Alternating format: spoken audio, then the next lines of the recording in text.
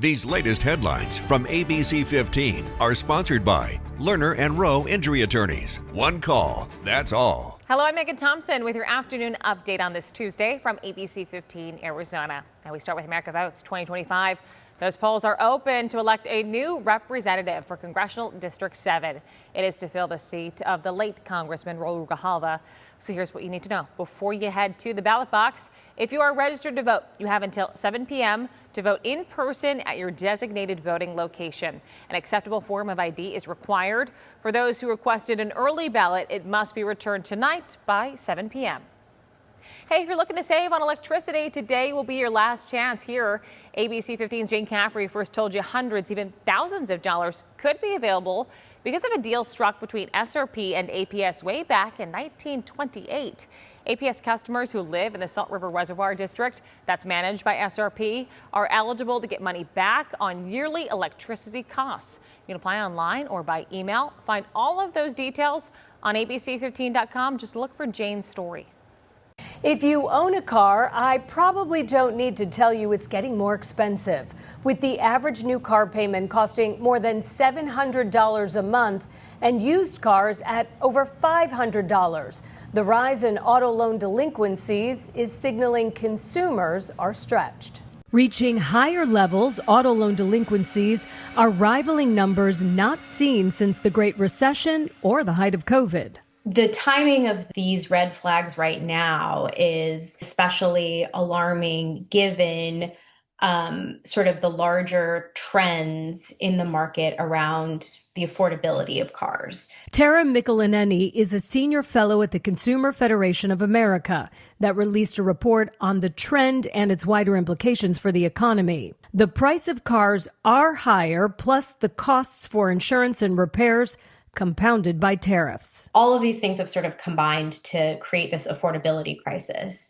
And I think that is showing up in the data around how consumers are experiencing distress. And we're seeing that in the numbers around delinquencies, defaults, repossessions. More than 5% of Americans with car loans are past due. And the number varies depending on the state, nearing almost 10% in Mississippi, with Louisiana and Georgia not far behind. When you see as many defaults as we see now, it is a signal that people's financial situations are much worse than what we realize. James Lambridis is the CEO of Debt MD. Many of his clients struggle with credit card debt, which he calls a vicious cycle for those trying to get out. Well, first and foremost, you got to pay your mortgage and rent along with groceries and basic living expenses. So that's why the car payment takes a back seat to those things. Consumers are taking on more debt and longer loan terms. Instead of 6 years, extending them out to 7 or 8. According to a report by Lending Tree, Gen Zers with auto loans have the highest delinquency rates.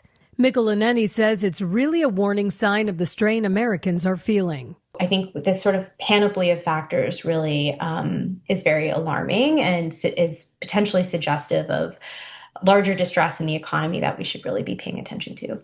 If you're struggling with a car payment, you do have a few options. Talk to your lender early about a solution so you don't get behind.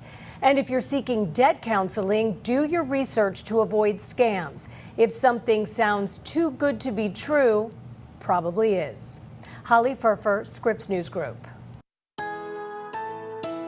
With your most accurate forecast on this Tuesday, I'm meteorologist Jorge Torres. A sunny start to your Tuesday with temperatures staying in the mid-80s in the valley through 8 o'clock. Mid-90s already by midday and forecasting highs in excess of 100 degrees, calling for a high of 101, which is 3 degrees above the normal for late September, which is 98. As far as storm chances, we could see a few isolated storms primarily in southeastern Arizona for this Tuesday afternoon. The rest of the state fairly high and dry with high pressure beginning to build with hotter days, in fact, in the forecast later this week. But we'll see highs anywhere from 74 in Flagstaff for this afternoon to the mid-70s in Heber and Show Low, 90s as you head toward southern parts of Gila County there in Globe, mid to upper 90s along the I-10 corridor, and well above 100 degrees along the Colorado and western parts of the state. Your 7-day forecast showing those temperatures heating up the next couple of days, but storm chances and cooler days are ahead beginning Friday and this weekend, not just here in the valley, but in the high country too, with highs on Saturday and Sunday in the 60s with lows in the lower 40s. We will have another update for you tonight. Until then, get the latest news, weather, and traffic at abc15.com, or you can download that free ABC15 mobile app. These latest headlines from ABC15 are sponsored by Lerner and Rowe Injury Attorneys. One call, that's all.